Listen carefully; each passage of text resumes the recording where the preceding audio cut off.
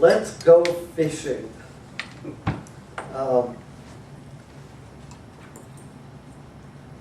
think of the Beach Boys, let's go surfing, but this isn't it.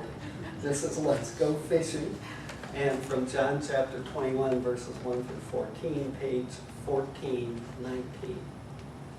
And to me, this is just a wonderful occasion, a wonderful time of Jesus spending time with the boys.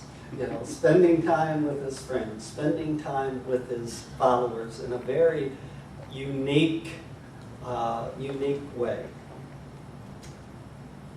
Afterward, Jesus appeared again to his disciples by the Sea of Tiberias, another name for Galilee. It happened this way.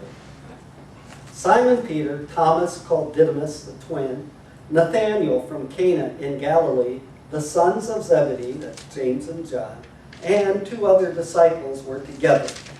I'm going out to fish, Simon Peter told them, and they said, we'll go with you.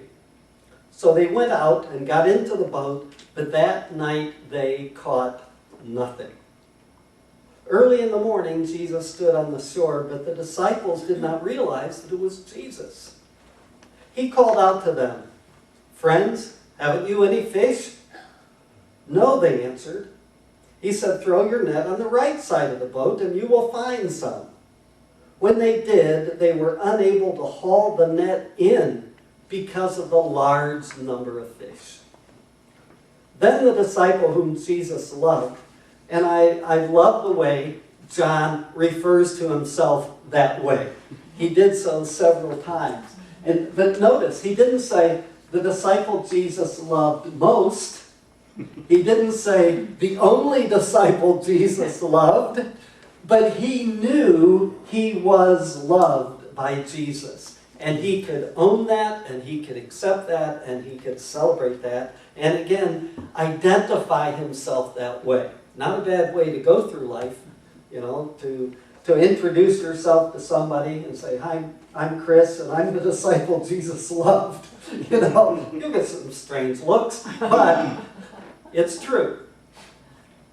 Then the disciple whom Jesus loved said to Peter, it is the Lord. As soon as Simon Peter heard him say, it is the Lord, he wrapped his outer garment around him, for he had taken it off, and jumped into the water.